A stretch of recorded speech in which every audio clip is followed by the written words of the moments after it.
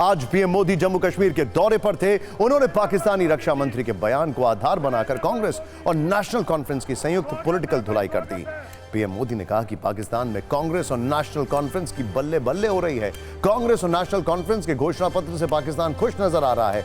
PM ने पाकिस्तान के रक्षा मंत्री के बयान का जिक्र करते हुए कहा कि अब पाकिस्तान भी कह रहा है कि कांग्रेस का एजेंडा वही है जो उसका है। प्रधानमंत्री ने यह भी कहा कि कांग्रेस और नेशनल कॉन्फ्रेंस की पोल खुद पाकिस्तान ने खोल दी है। अनुच्छेद 370 पर पीएम मोदी ने जवाब देते हुए कहा कि दुनिया की कोई ताकत अनुच्छेद 370 को वापस नहीं ला सकती। जम्मू कश्मीर से पीएम मोदी के जुबानी हमलों पर 120 सेकंड में पॉलिटिकल धुलाई वाली ये रील आपको जरूर देखनी चाहिए। पाकिस्तान में कांग्रेस नेशनल कॉन्फ्रेंस के अलायंस की बल्ले बल्ले हो रही है। पाकिस्तान में इनके मैनिफेस्टो, इनके घोषणा पत्र से पाकिस्तान बहुत खुश नजर आ रहा है। पाकिस्तान के डिफेंस मिनिस्टर ने कांग्रेस नेशनल कॉन्फ्रेंस का खुलकर समर्थन किया है। पाकिस्तान से उनका कहना है कि आर्टिकल 370 और 35A को लेकर कांग्रेस और एनसी का एजेंडा वही है जो पाकिस्तान का एजेंडा है। ये वहां के मंत्री बोल रहे हैं। यानी कांग्रेस नेशनल कॉन्फ्रेंस की पोल खुद पाकिस्तान ने खोल दी है। यानी कांग्रेस नेशनल कॉन्फ्रेंस यहां पर पाकिस्तान का एजेंडा लागू करना चाहते हैं। पाकिस्तान के जिस एजेंडे ने जम्मू कश्मीर की पीढ़ियां बर्बाद की, हमारा खून बहाया, वही ये लोग यहां फिर से लागू करना चाहते। लेकिन मोदी आज कांग्रेस नेशनल कॉन्फ्रेंस को डंके की चोट पर कह रहा है, हम जम्मू कश्मीर में पाकिस्तान के एजेंडा को लागू नहीं होने देंगे। दुनिया की कोई ताकत जम्मू कश्मीर में आर्टिकल 370 की वापसी नहीं करा सकती। एक तरफ पीएम मोदी पाकिस्तान का नाम लेकर कांग्रेस पर प्रहार कर रहे हैं, दूसरी ओर कांग्रेस और नेशनल कॉन्फ्रेंस के नेता भी ऐसी ही भाषा में जवाब दे रहे हैं। इसे तीन बयानों से समझने की जरूरत है। बीजेपी के नेता कह रहे हैं कि पाकिस्तान और कांग्रेस के इरादे एक जैसे हैं। कांग्रेस के नेता आरोप लगा रहे हैं कि पाकिस्तान और बीजेपी की जुगलबंदी है, जबकि नेशनल कॉन्फ्रेंस का कहना है कि पाकिस्तान से हमारा कोई लेना देना नहीं है।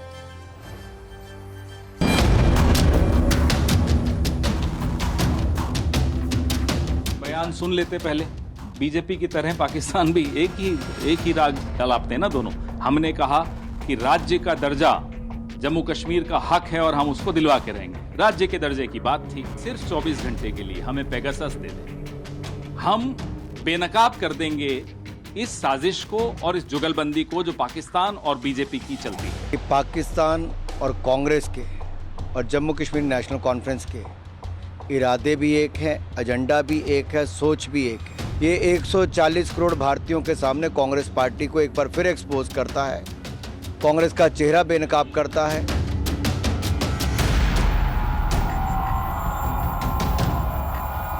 एक वेस्टेड इंटरेस्ट है जो चाहता ही नहीं कि जम्मू कश्मीर में हालात सामान्य हो। भारतीय जनता पार्टी संकल्पित है कि हम इन पार्टियों के षड्यंत्र को कभी कामयाब नहीं होने देंगे। अब पाकिस्तान को हमारे से क्या लेना देना ना, हम तो पाकिस्तान का हिस्सा है ही नहीं। वो अपना मुल्क संभाले ना, हमें अपना संभालने दीजिए। उनका ना हमारे इलेक्शनों में दखल देना या हमारी इलेक्शन पे टिप्पणी करना, मुझे नहीं लगता ये मुनासिब बात है।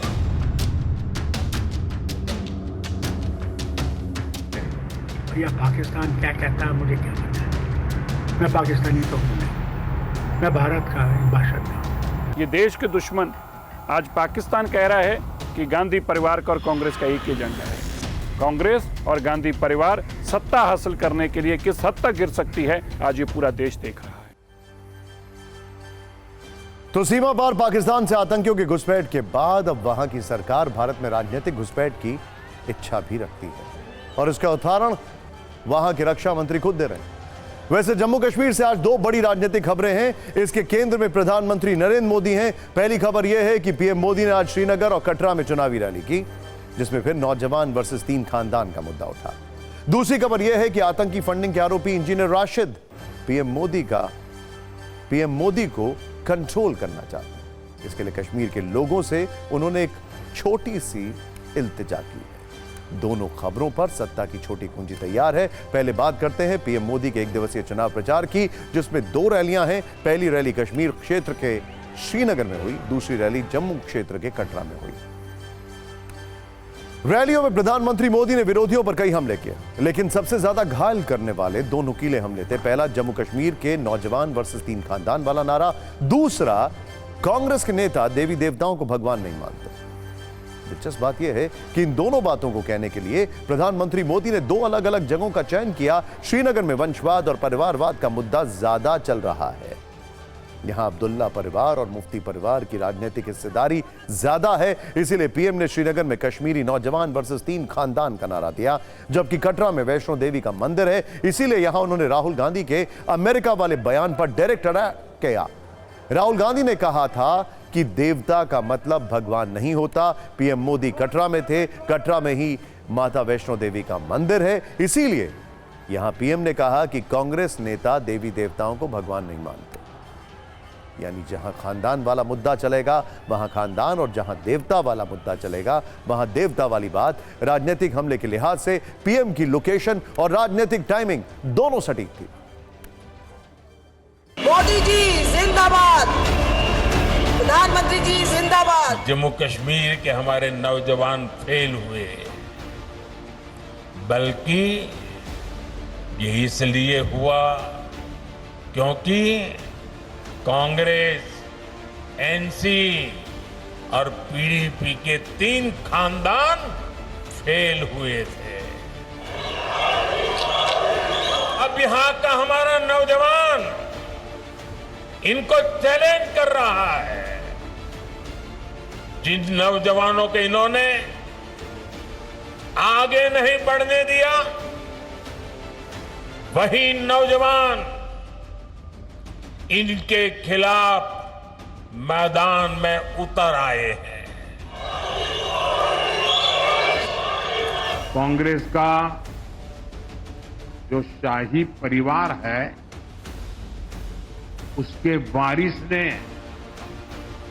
हाल में विदेश में जाकर क्या कहा है? हमारे देवी देवता भगवान नहीं है, हम इष्ट देवों को मानने वाले लोग हैं। और ये कांग्रेस वाले कहते हैं कि देवता भगवान नहीं होते।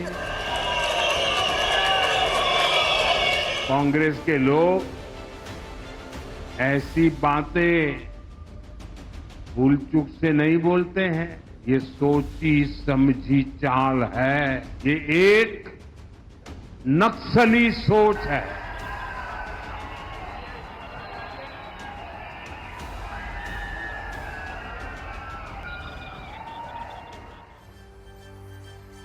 वैसे प्रधानमंत्री मोदी ने इन दोनों बातों के अलावा 5 और बड़े मुद्दों की बातें की हैं। उन्होंने कहा कि जम्मू कश्मीर स्थायी रूप से शांति की तरफ बढ़ रहा है। अनुच्छेद 370 हटने से आतंकवाद कमजोर हुआ है। जम्मू कश्मीर आतंकवाद मुक्त होने वाला है। बच्चों के हाथ में पत्थर नहीं बल्कि पेन और किताबें हैं। और सबसे बड़ी बात उन्होंने ये कही कि जम्मू कश्मीर फिर से राज्य बनेगा, और ये कमिटमेंट बीजेपी ही पूरा करेगी। अब इस पर राजनीतिक प्रतिक्रिया हो रही है। कांग्रेस हमले कर रही है और बीजेपी के तेवर जवाबी फायरिंग वाले।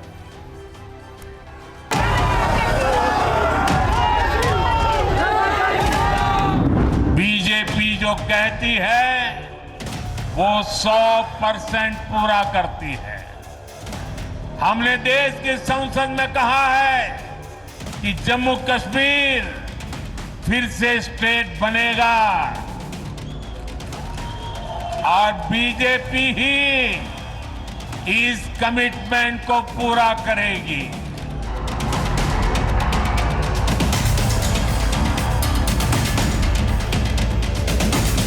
एक बात चाहता हूं समझाएं कि ऐसा कौन सा काम था जो राज्य का दर्जा रहते हुए भाजपा अगर भला करना चाह रही थी तो क्यों नहीं कर पाई। उसकी मंशा जम्मू कश्मीर को एक कॉलोनी बना के रखनी थी। जहां तक बात स्टेटहुड की तो ये बाकायदा हमारे गृह मंत्री ने साफ तौर से पार्लियामेंट में भी कहा है और बाहर भी कहा है। अभी एलजी देख रहे हैं और वो मुखिया हैं यहाँ के यूटी के, और जब स्टेटहुड बहाली होगी वो स्टेटहुड बहाली होगी।